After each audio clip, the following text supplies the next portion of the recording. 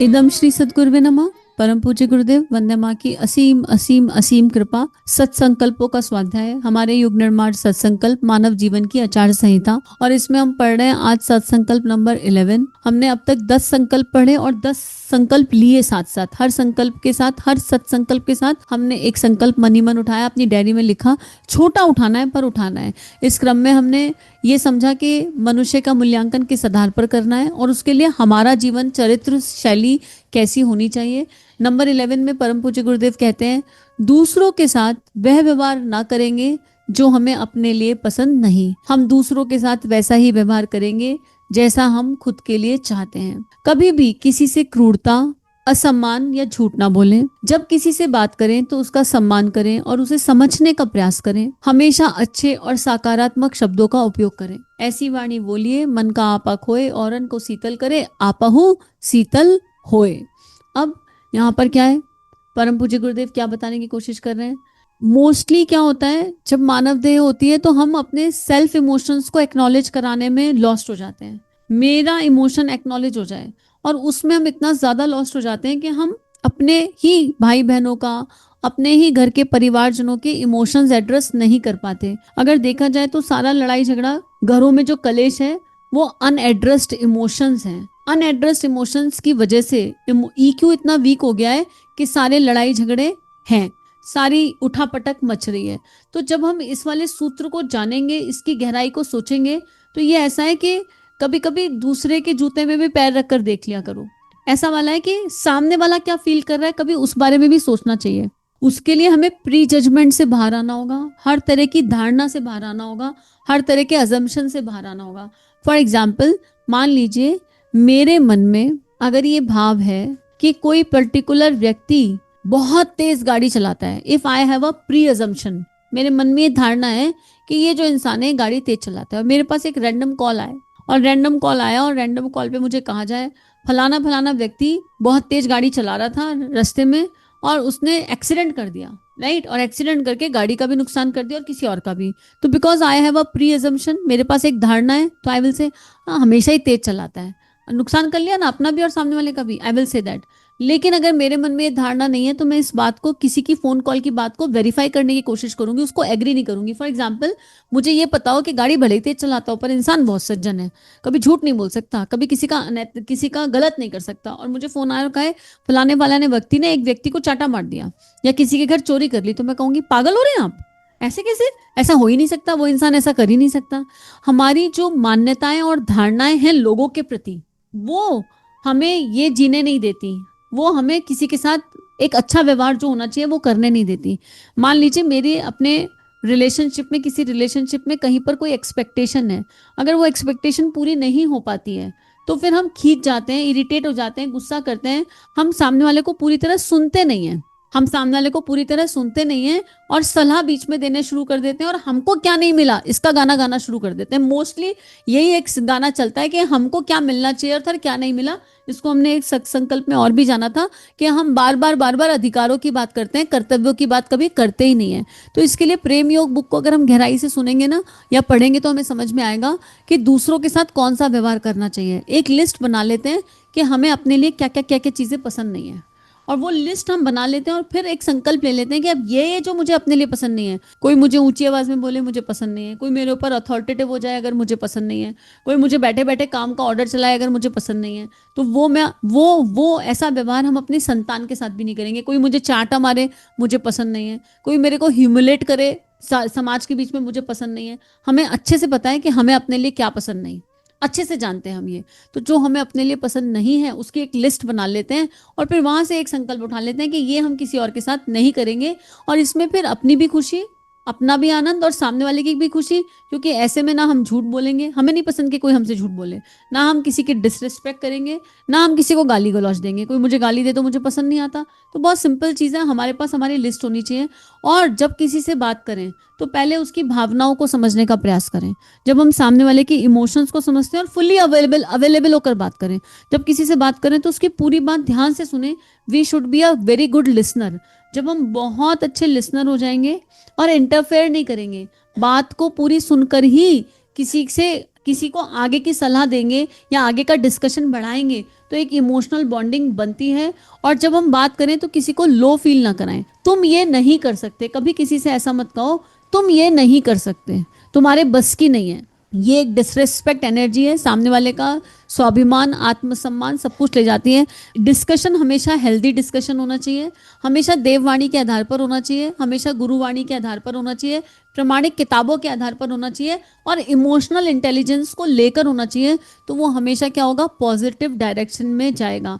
मान लीजिए मुझे किसी का, मुझे अपने बच्चे को इम्प्रूव करना है किसी पर्टिकुलर चीज में, तो मुझे ये नहीं कहना है कि तुम क्या नहीं कर रहे हो, बार बार मुझे ये नहीं टोकना है अपनी संतान को कि तुम क्या क्या नहीं करते हो। मुझे ये कहना है कि ये सब बहुत अच्छा करते हो, अगर इसमें ये और ऐड कर लोगे तो थोड़ा बेहतर हो जाएगा। You are doing awesome, you are doing good. जब हम किसी को मोटिवेट करते हैं, अप्रिशिएट करते हैं तो रिश्ते बनते हैं। जब हम किसी को फेक मोटिवेशन नहीं, चापलूसी की बात नहीं की जा रही, बिल्कुल ऑनेस्ट वाला अप्रिशिएट करते हैं, तो वो करने के लिए हमारी गुणग्राही दृष्टि होनी चाहिए। हम मोटिवेट और अप्रिशिएट तभी तो कर पाएंगे जब हम देखेंगे कि सामने वाला अच्छा कर क्या रहा है, हमें दिखाई तो देना चाहिए। जब हमें दिखाई नहीं देगा तो कैसे मोटिवेट और अप्रिशिएट करेंगे। फॉर एग्जाम्पल, लास्ट टाइम कब हमने अपनी अपने फैमिली में किसी को थैंक यू बोला था। फॉर एग्जाम्पल, मम्मी रोज नाश्ता भी बनाती है, खाना भी बनाती है, डिनर भी बनाती है। अगर हम टीनेजर हैं तो हमने कब अपनी मम्मी को बोला thank you so much for doing everything. हम ग्रैटिट्यूड की फीलिंग को बढ़ाएंगे तो रिश्ते खूबसूरत होंगे, और जब ग्रैटिट्यूड होगा तो इमोशनल कनेक्ट होगा और ईक्यू बढ़ेगा। इसको जीने के लिए हमें अपनी इमोशनल इंटेलिजेंस पर काम करना होगा, और इमोशनल इंटेलिजेंस पर काम करने के लिए भी मैं क्या हूँ, हेल्प करेगा। और एक सीरीज आपको चैनल पर मिल जाएगी, आत्मनिर्माण के सूत्र निज जीवन से, वो भी इमोशनल इंटेलिजेंस पर काफ़ी काफ़ी रिफ्लेक्ट करती है, काफ़ी उसके बारे में बताती है कि इमोशनल इंटेलिजेंस हमें कहाँ कहाँ हेल्प कर सकता है। तो इसी को स्लाइड के माध्यम से भी देख लेते हैं कि दूसरों के साथ कौन सा व्यवहार नहीं करना है और जीवन को कैसे आगे जीना है। दूसरों के साथ जब दूसरा शब्द आ रहा है तो द्वैत भाव से मुक्त होना है, दो है ही नहीं। और ये गुरुदेव ने आत्मवत सर्वभूतेषु वसुदेव कुटुंबकम, और परम पूज्य गुरुदेव ने उपासना समर्पण योग में इस पर बहुत सुंदर 3 अध्याय दिए हैं कि कोई पराया है ही नहीं, सब मेरे अपने हैं। हमारा जो व्यवहार है वो परायपन का तब होता है जब सामने वाले को हम दूसरा मान लेते हैं। तो द्वैत भाव ही खत्म कर दो, मेरी आत्मा का प्रकाश ही सब तरफ चल रहा है।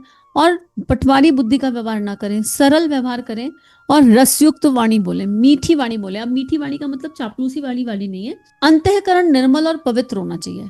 ऐसे तो महाकाली भी बात करती है, राइट, भगवान भी बात करते हैं, रुद्रा अवतार भी आते हैं। अंतःकरण में केवल प्रेम, करुणा, संवेदना, समष्टि, अपना हित और सबका हित और यंत्र मात्र ऊर्जा का भाव होना चाहिए, तो वाणी अपने आप अच्छी हो जाएगी। और लाइफ लॉन्ग इन सारे पैरामीटर्स पर काम करने की आवश्यकता है। साथ दूसरों के साथ समता, सहजता, सहिष्णुता के साथ एक दूसरे का हाथ कसकर पकड़ते हुए, हाथ पकड़ना मतलब मनोबल बढ़ाना, ब्रह्मबल बढ़ाना, आत्मबल बढ़ाना, आत्मविश्वास बढ़ाना, एक दूसरे का व्यवहार में थोड़ी मेच्योरिटी रखते हुए, इमोशनल इंटेलिजेंस, इमोशनल मेच्योरिटी के साथ जब हम हंसते खेलते और हर थोड़ा लाइटली लेने के लिए, हर बात को बहुत सीरियसली नहीं लेना चाहिए, थोड़ा लाइटली लेना चाहिए। हंसते खेलते चीज़ों को आगे बढ़ा देना चाहिए। हर बात पर अपनी ईगो को बीच में नहीं लाना है। हर बात पर पिन पॉइंट, हम छोटी छोटी बातों पर, मान लीजिए किसी ने आपको फोन करके कह दिया कि अच्छा तुमको जरा ध्यान नहीं रहा, हमें फोन नहीं कर सकते थे, तो इस बात पर हर्ट नहीं होना है, इस बात पर ऐसी ऐसी बातों पर लो नहीं होना। सॉरी बोल दो ना, हाँ ठीक है सॉरी गलती हो गई, आगे से ध्यान रखेंगे और अब कर लेते हैं बात। जो हुआ सो हुआ, नहीं कर पाए, भूल गए, गलती हो गई। लेकिन हम वहां पर एक्सप्लेनेशन देने लग जाते हैं, लड़ाई झगड़ा करने लग जाते हैं। नहीं, it is very much okay. सामने वाला प्रेम करता था तभी तो कह रहा है कि एक फोन कर लेते तो क्या हो जाता। ये एक छोटा सा एग्जाम्पल है, बट हम जब जीवन में पूरे दिन देखेंगे ना तो हमें हर दिन कई सारे ऐसे पहलू मिल जाएंगे जहां पर हम इनको इम्प्लीमेंट कर सकते हैं। व्यवहार जब हम करें तो ऐसा व्यवहार हो जो मेरे व्यक्तित्व का, मेरी पर्सनालिटी को का हर समय रिफाइनमेंट कर रहा हो। हमें हर समय अलर्ट रहने की आवश्यकता है और ये अभ्यास से आ जाता है। तो व्यक्तित्व का विकास करें, यह विचार व्यवहार हम अपने और सबके लिए रखेंगे। निम्न कोटि के व्यवहार नहीं करेंगे। अब ये क्या होते हैं निम्न कोटि के व्यवहार, हमें अच्छे से पता है। वही लिस्ट जो हमें अपने लिए नहीं चाहिए वो सब निम्न कोटि में आ जाता है। कर्तव्य की रेखा का गुरुदेव के ज्ञान के अनुसार ध्यान रखेंगे। कर्तव्य हमेशा शास्त्रों के अनुसार, क्योंकि दैहिक कर्तव्य अलग होते हैं और दैविक कर्तव्य अलग होते हैं। देह की जिम्मेदारियां, देह से जो आती हैं वो जिम्मेदारियां होती हैं, और जो आत्मा से आती हैं वो कर्तव्य होते हैं। तो जिम्मेदारियां तो विवेकानंद जी ने भी निभाई, जिम्मेदारियां राजा हरिश्चंद्र ने भी निभाई, पर उनकी जिम्मेदारियां किस तरफ चली गई, वसुदेव कुटुंबकम की तरफ चली गई, इसलिए वो कर्तव्य हो गए। तो इसलिए यहाँ पर ये लाइन क्लियरली मेंशन है कि अपने गुरु, अपने शास्त्रों के अनुसार हमारा कर्तव्य क्या है, हमारा स्वधर्म युग धर्म क्या है, उसको जान करके हम व्यवहार करेंगे, जितेंद्रिय बनेंगे। जितेंद्रिय इट्स लाइक हमें पता है हमारी ये इंद्रियां केवल दैवीय विषय धारण करें, इसका अभ्यास करेंगे। अहम की भावना से मुक्त होकर केंद्र में वी को रखेंगे। हम बदलेंगे युग बदलेगा। कहीं गुरुदेव ने ये नहीं कहा मैं बदलूंगा युग बदलेगा ना, हम बदलेंगे युग बदलेगा। तो हम की सोच, कोई भी डिसीजन लें, कोई भी काम करें, तो how other person will feel about this. अगर हम 10 लोगों की फैमिली है, तो अगर और कोई एक जना कोई एक डिसीजन ले रहा है, तो उसे एक पल शांत होकर ये बैठना है कि बाकी 9 लोगों पर इसका क्या लॉन्ग टर्म प्रभाव पड़ेगा, और इसमें वो 9 लोगों को क्या वो डिसीजन कंट्रीब्यूट करेगा, किस तरह कंट्रीब्यूट करेगा, हम की दृष्टि को रखते हुए। यहाँ स्वार्थ की दृष्टि नहीं है, पर हम की दृष्टि को रखना है। आत्मीयता और प्रेम का विस्तार ही सनातन की नींव है, सनातन धर्म का आधार ही है प्रेम। प्रेम और प्रेम, परम पूज्य गुरुदेव ने कहा गायत्री परिवार का आधार प्रेम है। कोई तुमसे कहे तुम्हारा गुरु ऐसा है वैसा है, ढोंगी है, पाखंडी है, फलाना है, ढिमाका है, भाई तुम सब कुछ मान लेना, जो जो कह रहा है मान लेना, किसी से लड़ाई झगड़ा मत करना।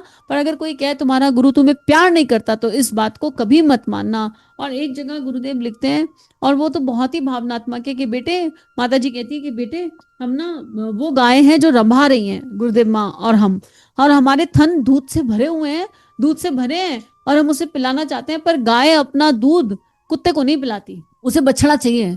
तो ये सत्संकल्प अगर हम फॉलो कर लें अपने जीवन में, तो एटलीस्ट हमारे अंदर वो गुण आ जाएंगे, हमारे अंदर वो शक्ति आ जाएगी, वो भक्ति आ जाएगी, कि हम परम पूज्य गुरुदेव वंदे माँ के सानिध्य में जीवन की दिशा धारा को सही कर सकें। तो वो गायत्री माँ का वो अमृत, परम पूज्य गुरुदेव का वो वात्सल्य, माँ का वो वात्सल्य हमें अपने आप अनुभव होने लगेगा। लालसा से मुक्त होकर लक्ष्य के लिए एकजुट होकर चलेंगे। लालच हमें अच्छा व्यवहार नहीं करने देता। अगर हम किसी भी तरह के लालच में हैं, लोभ में हैं, तो वो लालच और लोभ कंपैरिजन लाता है, घृणा लाता है, हेट्रेड लाता है, मैं और मेरा लाता है। ये हमें हमारे व्यवहार को खट्टा कर देता है, ये बिल्कुल फॉर श्योर बात है। परायपन से मुक्त होकर परमार्थ की सोच से द्वंद्व मुक्त व्यवहार करेंगे। निर्भय और साहस के साथ हम सात्विक व्यवहार करेंगे। तो ये आगे अपने आप में सेल्फ एक्सप्लेनेटरी है।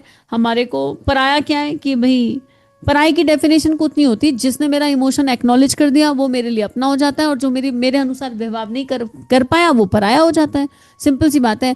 मुझे बुराई करनी, मेरा चुगली करने का बड़ा मन कर रहा है, और कोई अगर मुझे मिल जाए जो मेरे से सारी चुगली सुन ले, तो वो मेरा अपना हो जाएगा। और कोई ऐसा मिल जाए और कहने लगे कि भाई हर समय चुगली क्यों करते हो, ये अच्छी आदत है क्या, नहीं करनी चाहिए, तो वो पराया हो जाएगा, क्योंकि मेरा प्रवर्तन तो चुगली करना चाह रहा है ना।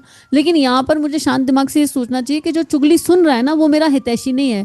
जो मुझे ये राय दे रहा है कि भाई चुगली करके क्यों कर रहे हो, चुगली अपना और सबका नुकसान कर रहे हो, वो मेरा सच्चा हितैषी है। तो यहाँ पर इस परायपन की सोच से मुक्त होना है। और हमारे मन के अनुसार चीजें हमेशा नहीं हो सकती। ये मन तो बहुत बहुत ही खेल खेलता है। इस मन को मित्र बनाने के लिए मंत्र की शक्ति को अपनाना है और चलना है। और फिर ये साहस का तो काम है ही, कि हम अपने व्यवहार पर हर समय पैनी दृष्टि रखें, और इसी को साधना भी कहते हैं। तो जिसका मन सात्विक होगा, भाव सात्विक होंगे, विचार सात्विक होंगे, श्रेष्ठ होंगे, उसका व्यवहार अपने आप ऑटोमेटिकली अपलिफ्ट हो जाएगा। इसी के साथ आज का संकल्प उठा लेते हैं। कोई एक रिश्ता, ऐसा करते हैं संकल्प उठाने में सब लोग ऐसा कर सकते हैं अगर आप लोग को ठीक लगे। कोई एक रिलेशनशिप जहां आपको लगता है कि यहाँ हमारा व्यवहार गड़बड़ हो जाता है, ईर्ष्या की वजह से, कंपैरिजन की वजह से, लोअर इमोशंस की वजह से, द्वैत की वजह से, एक व्यक्ति के साथ हम अपना व्यवहार सुधारेंगे। एक व्यक्ति उठा लेते हैं पहले, और उसका नाम लिख लेते हैं। हम सबको अपने अपने नाम दिख रहे होंगे, क्लियरली दिख रहे होंगे हमें किसके साथ सुधारना है। और उसके बाद धीरे धीरे धीरे धीरे अभ्यास लाएंगे। जब वो एक रिश्ते में मिठास आएगी, और सारी जिम्मेदारी हमारे ऊपर है उस मिठास की, हम बिल्कुल पूरा ओनरशिप लेंगे कि ये एक व्यक्ति के साथ हम पूरा मिठास वाला जीवन जिएंगे। कभी गलत व्यवहार नहीं करेंगे, कभी नहीं करेंगे। चाहे सॉरी भी बोलना पड़े तो बोलेंगे, थैंक यू भी बोलना पड़े तो बोलेंगे, अपने आप को अपलिफ्ट करने के लिए। और जब ये हम करेंगे तो आनंद आ जाएगा। और यकीन करिए, ऐसा करके देखा है ना, तो जीवन बहुत खूबसूरत हो जाता है। और फिर ऐसा हो जाता है, जो तुमको हो पसंद वही बात करेंगे, अपने आप ऑटोमेटिकली ऐसा हो जाता है। हालांकि वो चापलूसी में नहीं होता, वो प्रेम के आधार पर होता है। तो आइए, आज के लिए इतना ही। इस स्वाध्याय को अपने अंतःकरण में धारण करते हैं और चिंतन मनन करते हैं। अपनी कॉपी को देखते हैं कि आज हमने 11 सत्संकल्प पढ़ लिए। हमारे पास 11 संकल्प हमारी कॉपी में लिखे हैं, और ये 11 संकल्प हम हर महीने चेक करें अपने आप को। रात को सोने से पहले चेक करें कि आज हमने कौन सा संकल्प किस आधार पर कितना जिया, बस। और धीरे धीरे अगर 0.0001% भी हम आगे बढ़ रहे हैं, तो it is okay, it is very much okay. किसी स्पीड से जाने की आवश्यकता नहीं है हमें, कोई हम किसी रेस में नहीं है कि हमको फर्स्ट आना है। बस सहजता से चलना है, चलना है, चलना है, एंड थिंग्स विल हैपन। सभी अपना ध्यान रखिए और नियमित ध्यान करते रहिए। इदम श्री सद्गुरुवे नमः। चलिए समाज में कुछ अच्छा बांटें। अगर ये भावनाएं आपके अंतःकरण को स्पर्श कर रही हैं और आपका परिवर्तन हो रहा है, तो इन भावनाओं को विश्वव्यापी बना दीजिए। चैनल को लाइक कीजिए, सब्सक्राइब कीजिए और वीडियो को पूरी दुनिया में फैला दीजिए, ताकि ऋषियों की और संतों की लेखनी से जन जन का जीवन बदल सके। जय हिंद, जय भारत।